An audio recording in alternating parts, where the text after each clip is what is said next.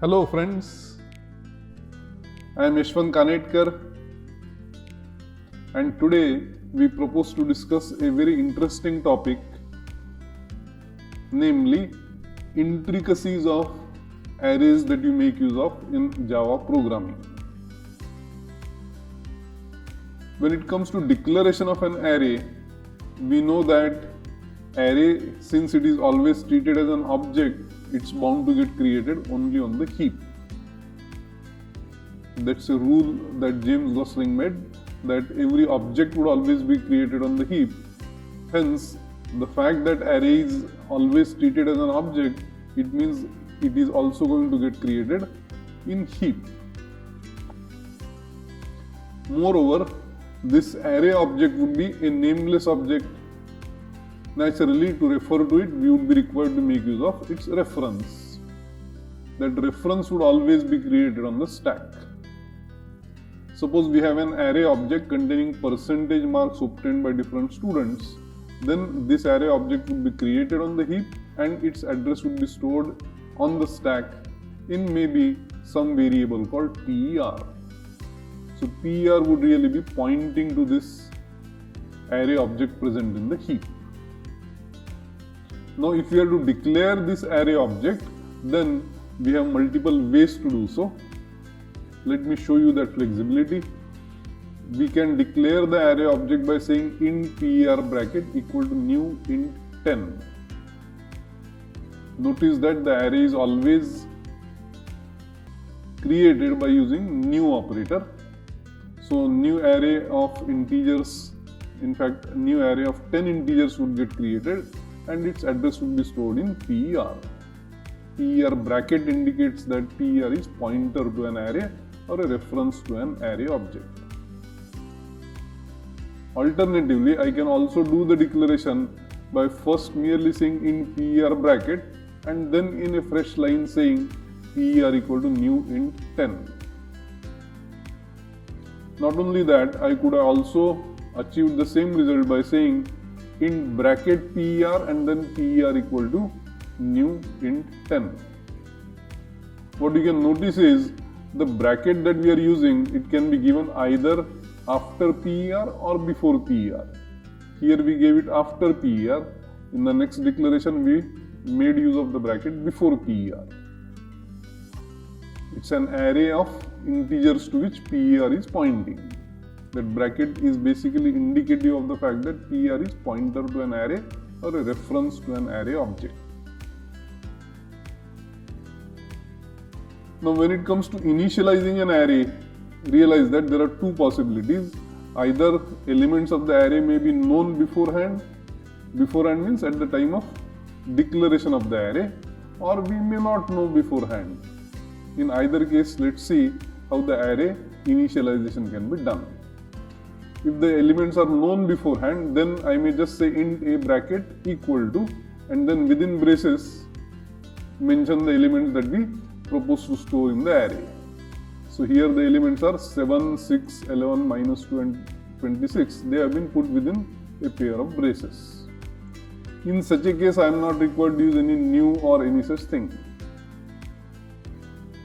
In fact, in this case, I cannot even mention the size of the array here. Why? Because the compiler will count that totally there are 5 elements and then it will assume A to be a pointer to an array of 5 integer objects. Second possibility is that the elements are not known beforehand, means at the time of declaration we are unaware of what the values of the elements will be. In such a case, I may just say int b bracket equal to new int bracket 10, indicating that b is pointer to an array of 10 integers. In this case, mentioning the size becomes mandatory on our part. We cannot drop this 10. Why not? Because the moment I say new int bracket, it will allocate the object in heap. How big an object in heap needs to be created, that will be known only if you mention the size. So quite logical that in such a case we would be required to mention the size of the array. If I print out B0 in such a case, I would get value as 0. Means by default array elements would be initialized to a value 0. That is what I am trying to draw your attention to. I may receive B0, B1, B2 from the keyboard. That is possible. Using the scanner object, we know we can always receive value into an integer variable. Same can be employed to receive the value into an array element where the element is an integer. Or I may say B5 equal to 3 plus 7 mod 2, where array elements can be calculated. B5 is being calculated. You are doing the expression 3 plus 7 mod 2, whatever is the result of that expression, that would get assigned to B5. Not only that, I can also involve one of the array elements or multiple array elements to compute yet another array element. So arithmetic on array elements is also perfectly feasible. So this seems to be the recipe for even normal variables. Normal variables can be received from keyboard. They can be even calculated, or they can also be involved in any arithmetic. So question comes as to how is the array different then? Well, let's try to figure that out.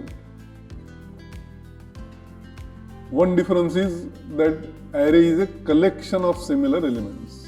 A normal variable is only one single value, whereas multiple values, if we are to gather together, then we need to take recourse to an array.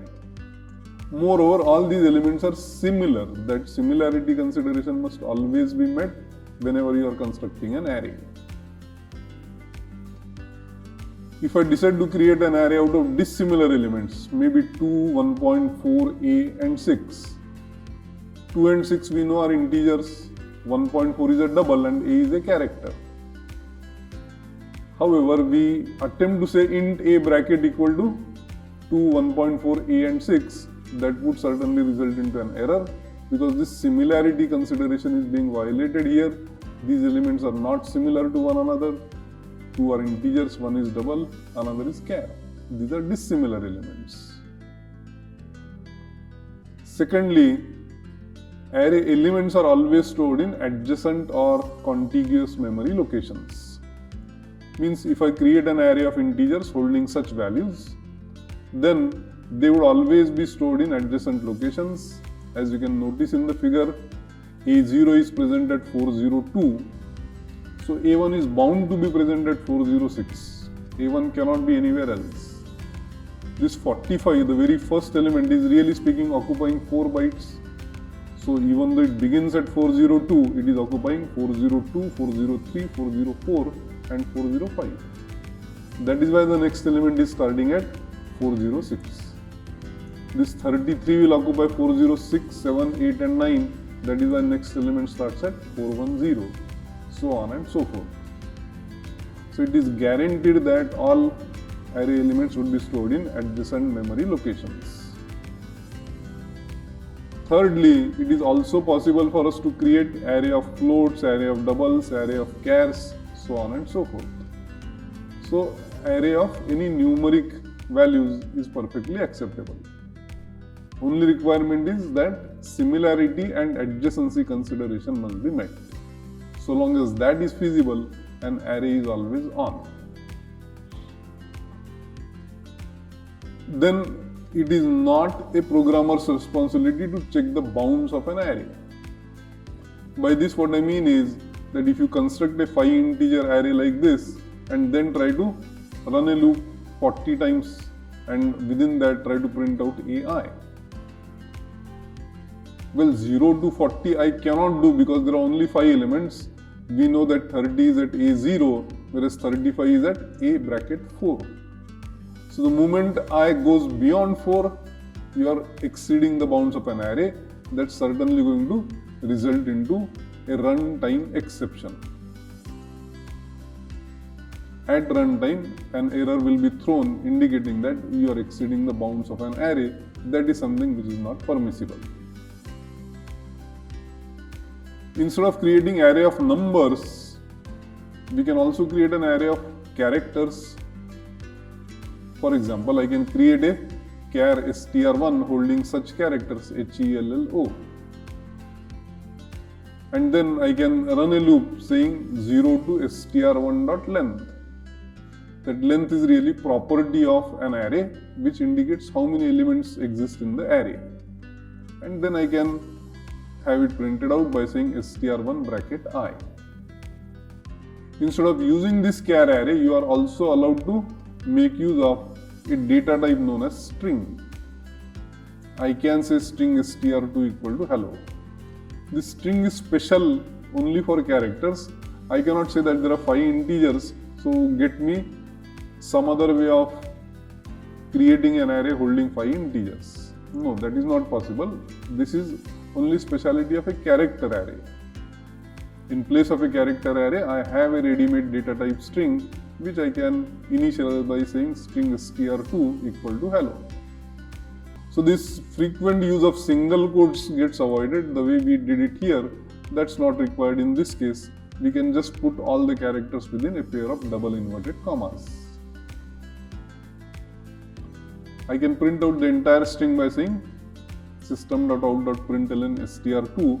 I need not run a loop the way I did when I created the char array. So string is really very helpful because there are so many situations where we are required to deal with a collection of characters. Since this need is frequent, that is why this string object has been facilitated in Java. Lastly, dimensions of an array can be a variable. I can say int n equal to 4 and then say int a bracket equal to new int n. So n being a variable can take any value. Here I have initialized the value of n to 4, so a 4 integer array would get created. However, I am at liberty to receive the value of n even from the keyboard. That you can see makes my array pretty dynamic. One day I execute the program, I give the value of n as 4, so a 4 integer array gets created. Next day I execute the program, I give value of n as 10, so a 10 integer array is bound to get created. Means you are not required to commit to the size of the array, you have the flexibility in changing the size during different executions. That really is a great advantage with arrays in Java. Goodbye, good luck, and thank you.